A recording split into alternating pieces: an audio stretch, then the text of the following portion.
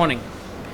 We are aware about 4,500 engineering colleges producing around 14 lakh engineering students, and only 25% of them are employable, as per a recent report by NASSCOM.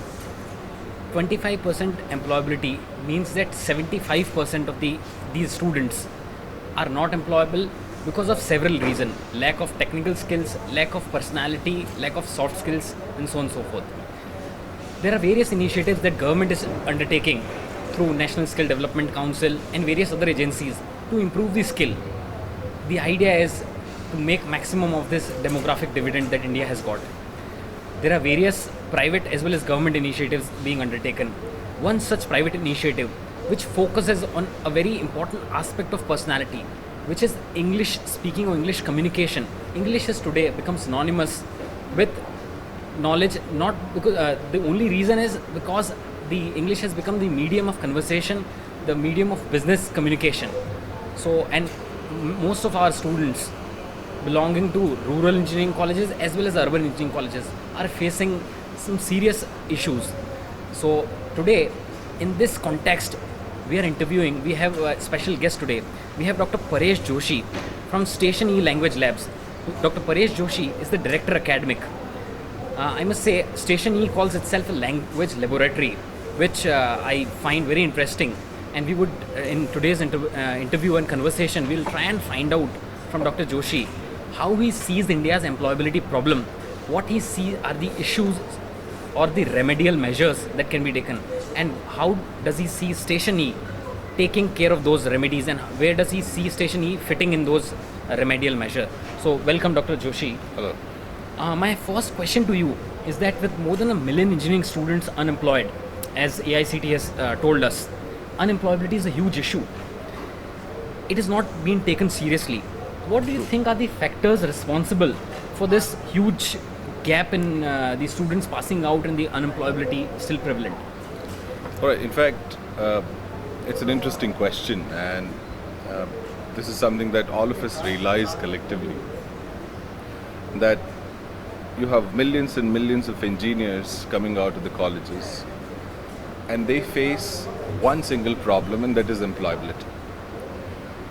One clarification before I answer your question is, we're not focused at communicative English alone. We are skill solutions provider, and we primarily focus on communication skills because it tops the list of the soft skills which one would aspire to have. Now, if I come to answer your question, one single reason why they face employability crisis or they are not picked up after an interview is because, look, if you look at the entire education curve, the popular perception is that moment a student appears in an examination, gets his degree, the learning process ends there, or the process of education ends there. And that's not how it is. I think we need a big paradigm shift here. We will have to stretch the end point from just getting degree to employability. Institutions will have to look at employability as one single target with which they are educating their engineers. This is one way out, and this is probably one reason why employability is one of the issues with engineering in particular and higher education in general. Now, the solution that I would provide, or solution that I would suggest, says that these engineering colleges on campus should create skills development facility. I mean, the concept that we have evolved with, we create a skills development center come digital language laboratory. If these skills, very essential skills like communication proficiency in English, critical thinking, problem solving, time management, attitude, leadership, group discussion skills, interview skills per se, because that probably is one of the reasons why they are finding it difficult to get recruited. A failure in an interview, I mean, appearing in an interview or excelling in an interview is a skill. So I would suggest that all the engineering colleges establish skills development centers. Integrate the skills development center with the regular syllabus deliveries, regular teaching. and just interrupt for a while. Yeah. I would want to take you again to the question. Okay. I can recall one of the interviews I had with the founder of India Mart, Mr. Dinesh Agarwal, All right. and I liked his point when he said that there is a debate between what is that the students lack. Is it the soft skills, or is it the hard content which they don't have and they can't deliver because of the lack of the confidence, because they don't have those skills, and we are working probably on the softer issues or softer skills. Okay. So here in that discussion somewhere he suggested that English is important as a language which should be taught, because there are many students who run through their 4 years of engineering Okay. without even knowing, understanding through these classes, because they don't know whatever they listen in the classes, they are not able to comprehend. They True. carry fat books but they cannot read. True. And they are too shy to put this out in the open. So these students are engineers, but then they haven't gone through it. They Okay. can pass their exam through, either roting, memorizing, and so on and so forth. So I just want your focus on that. Can we pinpoint, because with your experience in this skill development, so you understand the skill gap. How can we pinpoint on the issue? Where is the problem? Well, the problem lies in the fact, I mean, your question itself has a little answer in it. You said rote learning. I mean, we've been following this traditional methods of learning. We've been educating our wards, we've been educating these aspiring engineers with conventional methodologies. The other part of what you asked, I mean, if I would try to respond to the question which is pinpointed, this is what is one single skill that you're rather you asking me to single out and say that, well, this is the skill that probably is one big issue. And probably from your side, you're saying English, communication in English, or English per se, not just communication, but language as a whole is a big problem. Now, there are two parts to it. One, large number of students who get into engineering, they come from vernacular medium schools. Now, they've studied English as a subject, as a compulsory language, which they needed to pass. Look at the, I mean, if you try and investigate this entire issue deep, there's a whole attitude and psychology of the students in science stream. Most of the science stream students feel that English is the subject outside their concern. So they're concerned with physics, biology, mathematics. They are the ones which contribute to their merits. And therefore they ignore English. They would be happy getting passing marks. And that's all. Now when they go to engineering, when they go to higher education, when you look at India as a whole, graduation or graduate studies is largely in English. I mean, undergraduation and post-graduation, both, for example, use English as a medium of instruction. And that is where these people are in problem. They've not studied English well in their schools. They've taken it as something that they need to just pass. They've never paid any attention. I would also blame teachers because they've not been able to motivate learners to learn. I would blame the principal of the college. I would blame probably the entire system. I mean, I'm the part of it. We, the teachers, are responsible. We, even the parents, for that matter. So, if you want to solve this problem of language crisis, especially in English, we will have to look at this first group that I'm talking about, and that are the students who are vernacular medium students.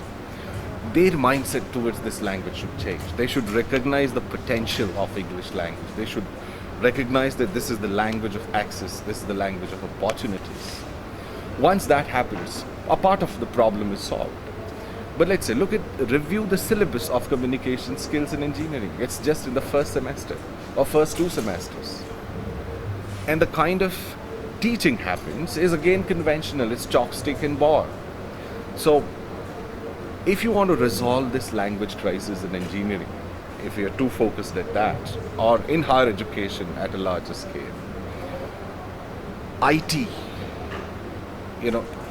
incorporation of technology-enabled teaching, implementation of ICT, novel teaching methodologies like active learning, that is what we stand for. Now, all of this put together would bring out results. Again, syllabuses should focus on communicative proficiency in English. It should not just focus on language as a whole. Well, when you say language, you're talking about all the 4 skills: reading, listening, writing and speaking. But majority of the times, after passing the examination, let's say when you are talking of an interview, when you're talking of presenting oneself. When you're talking of personality, it's your communication, your ability to communicate. I'm sorry, that makes the big difference. So if I brief you on the solution, one, those who are coming from vernacular medium need a change in the mindset. When they come up the ladder at the undergrad, let's say in engineering, novel approaches of teaching language and communication can solve problems. And I think engineering colleges should not worry. There are people like us who are there with the ready-made solutions. I think they'll have to open up their eyes and see, yes, these are the solutions. So now I'll come up to what is that Station E is offering, and how do you think that would kind of solve the problem of employability, or make an attempt to solve it somewhere? All right. I mean, that's a very interesting question, and I think I'd love to answer that because you're asking me what is Station E Language Laboratory. Look, we introduced Station E Language Laboratory as an embodiment of three uniqueness. One is technological integration. We have integrated the best technology, world's best technology for teaching, and that has not happened so far. I mean, if you look at the audio-visual theater we create, we have audio-visual interactivity. So when I say technological integration, it's an audio-visual theater with acoustic features. It has world's best technology at its disposal for enhancing the learning experience with audio-visual supporting it. The second uniqueness with which we introduce ourselves is a teaching methodology. We don't believe in theorizing. Every session is a workshop. The fundamental pedagogical principle that we follow is activity-based teaching. So we teach communication through activities. If one wants to learn communication, one cannot sit in a chair and listen to someone saying, this is how you communicate. He'll have to stand up and talk. We do a lot of role plays. We do a lot of activities where they occupy podium and public speak. When I say we're unique in our teaching methodology, we design our own courseware. So our modules are customized for a specific need that we have. So it's like we're vertically integrated. We don't depend on the market resources to get the modules, and that would be run in the setup. So the kind of technology that we have integrated within our language laboratory, the courseware supports that entire infrastructure. We consider macro and the micro of syllabus plan. So it is very meticulously designed. We keep in touch with the current trends in English language teaching, and we make sure that the courseware we design is our own, and we take copyrights on that. All the audio visual that we use for teaching communication, they are developed at our own premises. We have studios to develop our own content. So we have complete control over the courseware and its design. And we take a researched approach, and we design content in a way that it stands all the international standards. Uniqueness number 2. Uniqueness number 3 is our ability to customize. We can customize training programs absolutely to the requirement of our clients. Let's say Indian Army is in a clientele, police department is in a clientele, and I'll deliberate a minute on how do we customize. Let's say when we talk of communicative English, is you need a lot of audio visuals. So communicative English that we design for soldiers will have all the audio visuals from the army domain. So you'll involve their lingo, Yeah, their dictionary, and that local dictionary. is the direct connection. I mean, a soldier would be able to connect to a story of a Paramveer Chakra, for example, a video rendering or an audio rendering. We live in the era of ESPs, English for Special Purpose, and an soldier's requirement in communicating in English is probably different from the doctor's requirement in communicating in English. And our courseware design and customization takes care of that. So we have communicative English for engineering students, for management students, for conventional degree students, for housewives, for children. You name a segment, and we have communicative English for that. So now, given that we have a product which on one part engineering colleges, and I'm focusing on engineering colleges because we've been reaching out regularly to 4,500 engineering colleges, and we have a free flow regular interaction with them, we understand that they are looking for such a product, and you have such a product. So what are the challenges now that you see, or what are the questions that you face from management, or what are the challenges that you face from management, wherein probably, if few of the tough colleges, they are not able to accept it. So what are those queries, questions, issues that they have? Well, I think there are issues ranging from concern over investment in the right direction. I think the whole self-finance culture has its own plus and minus. A lot of engineering colleges would not wish to spend money on a skilled resource on the campus. Why would they do it?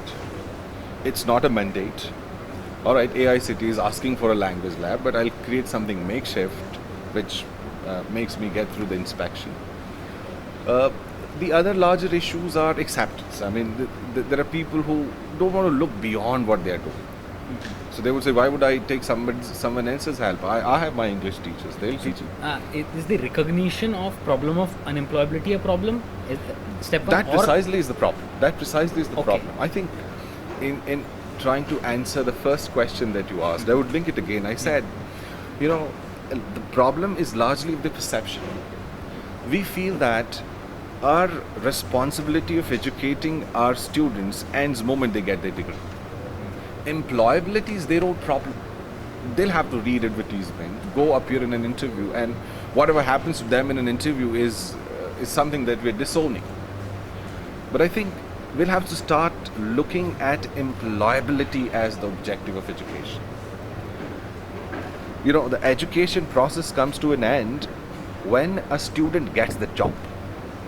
Degree probably is an assessment of what he has done, but then we'll have to take that end point, stretch it further till employability. And if that comes out to be a vision of all the engineering colleges, acceptance for an organization like us will not be a problem, because then it would show up.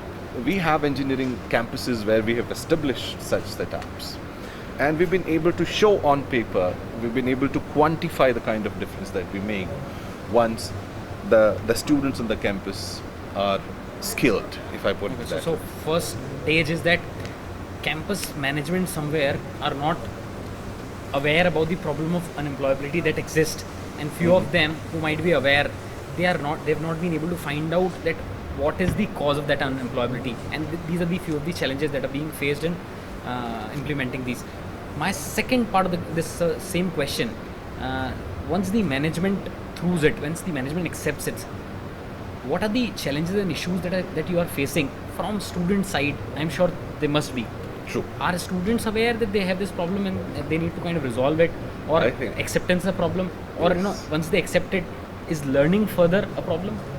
I think you're asking a very interesting question. And if I try and answer this question, I would say a lot of times, or most of the times, even when a management, has an innovative outlook to teaching and learning, accepts us, we establish the setup. One of the challenges these managements are facing is to get the students inside the lab. A lot of these students feel that it's an additional burden. Now, this is a problem of the mindset. This is the problem of attitude. Now, there's a campus which spends a huge amount of money for creating skill development center on your campus. And let's say you were a principal of that college, and you find out after a month's proper functioning of this setup that the students are finding it difficult to get in there, or they're not willing to get in there. How demotivating it would be for you.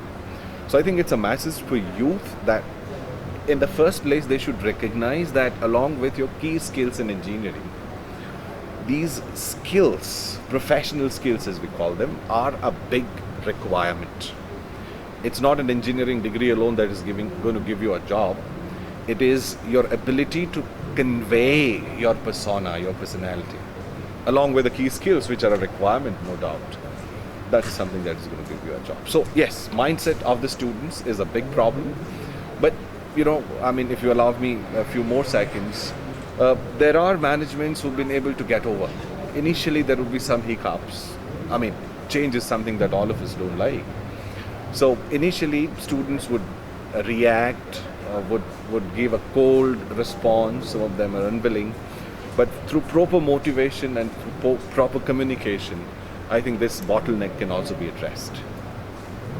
Now I have another question from different segment. A few years back, India's important ITES and BPO segment, it was considered that India would take over and emerge as a prominent player, but this has not happened. What problem do you think has happened, and All right. is it related to the problem that we are already talking about? Same. That's why there was an immediate smile on my face. I think BPO was looked at as a billion-dollar industry, and for some time it lived up to its reputation. But then, yes, if you see, I mean, there are a lot of factors, but I would look at the skill factors because that's our concern. A lot of factors, global factors, played its role in not allowing BPO to grow up to its expectation in India. But one single problem the BPOs face is again the trained resource. I mean, BPO is something which probably has English as one of the central skills. Communication proficiency in English for that matter. Now, you open up a BPO, you sit to recruit people, you recruit 100 people, shortlist 10, and 4 cannot hit the floor. What a futile exercise. I mean, you want people to survive if you don't have agents to call people. And the skills are again issues that I have observed has been one of the big reasons why BPOs could not take on. Yes, in city setups like Delhi would have properly functioning BPOs. But let's say somebody in a very remote area wants to establish a call center. He doesn't have resource. He doesn't have human resource. How is he going to run his call center? So, English language teaching at large probably is one single factor that the education at large will have to look at and somehow address. And well, I think we've got some amount of success in this. We have a presence in 10 states. We've got as many as 25 setups, universities, schools, colleges. We have a solution. If they come to us, we will be in a position to give them a solution. Fair enough. Do you think somewhere if we can tap schools, they'll have a role to play in engineering or when they reach higher education? Probably language is something that they should have learned before. All right. They might be too shy. Are there students who are too shy to learn language at such level when they've entered higher education, and this should be addressed somewhere in their school period? You're meaning formative years. Actually, I think I would completely agree with what you said. We all know that brain has its own learning age, all right, and unfortunately people who fall into higher education have just come out of that. I mean, it's not that when you enter undergraduate studies or higher education your brain stops learning, but we all know the principles of language acquisition, the theories on language acquisition say that younger the mind, quicker it acquires the language. And therefore, if we establish the skills development centers at schools, it would have much bigger impact than it would probably have on a college campus or an engineering college. have you experimented with this idea? Yes, we do have a product. We call it a skills development center cum digital language laboratory for schools, a product that exclusively. What we do there is we have taken 6th, 7th, 8th, 9th, 10th, 11th and 12th. I mean 6 to 12 standards. We have designed modules specifically for them. What we do is we exclude bots. SSE and HSE is when a learner is more busy learning subjects than probably communication. So let's say if we start injecting communication proficiency, positive attitude, time management, skills, right from the 6th standard. I'm not just talking about English language. The school product that we have designed primarily looks at communication in English, public speaking. But it also periodically, considering the age and the standard, we have incorporated all essential professional skills. Now, the product is designed in a way that it can be integrated into the school timetable. Now that makes it more successful. So that as students, traditionally when IT era dawned, students used to go to computer lab for learning. Here is a language lab. Apart from what English they're learning, there should be 1 or 2 sessions per week where they go and learn communication specifically. And if it happens in 6th standard, 7th standard, 8th standard, 9th, 10th is not there, 11th, these are the number of years this young mind is learning communication. And when he comes out, he is a finished product. I think that his issues and skills are addressed within the schools. I have one last question that I have. During our last Engineers Day celebration, we had a member parliament from Bihar, and he had proposed something interesting. He had suggested that India is a land of languages, different languages.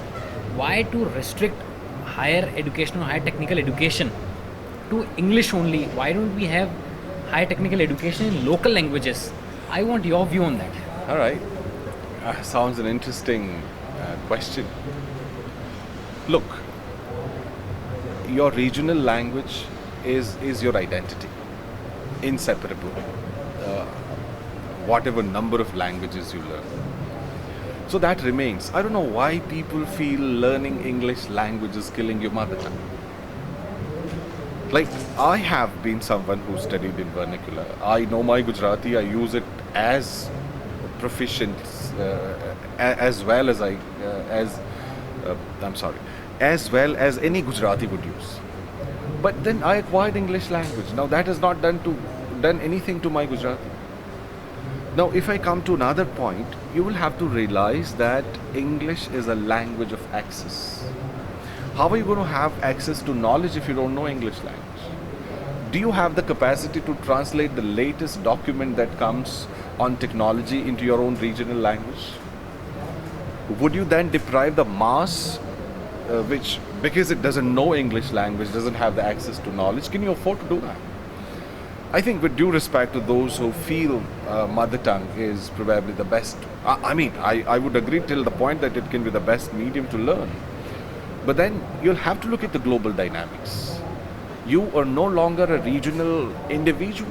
You have acquired a new identity, and that is being a global man. These regional territories are being wiped off the map. So if you think in terms of globalization, I think this argument doesn't stand. One's mother tongue remains one's identity, as I began, but English language is the solution. I mean, it has already acquired the status of being a linked language. There are more than 2 billion people who are learning English today. The countries which initially rejected the idea of learning English are now putting all efforts to ensure that the entire nation learns English. And within this dynamics, within this global dynamics, if you're talking of higher education in your vernacular, it doesn't make sense to me. I agree with you, Dr.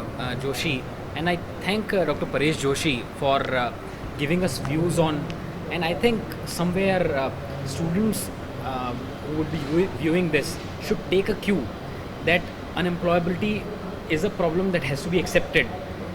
And in the unemployability, technical knowledge or subject matter is one area, but at the same time, communication and knowledge of English, the 4 aspects that he mentioned, are a must. And along with the students, the management, which is facing some struggle or problem in accepting unemployability of students as an issue, and further, English is a solution to that problem, should also look into this. So we thank you, Dr. Joshi, for coming and talking to us on this. I think it was pleasure. It'll be great if people hear this and get to learn something on this. Right. Right. Thank you.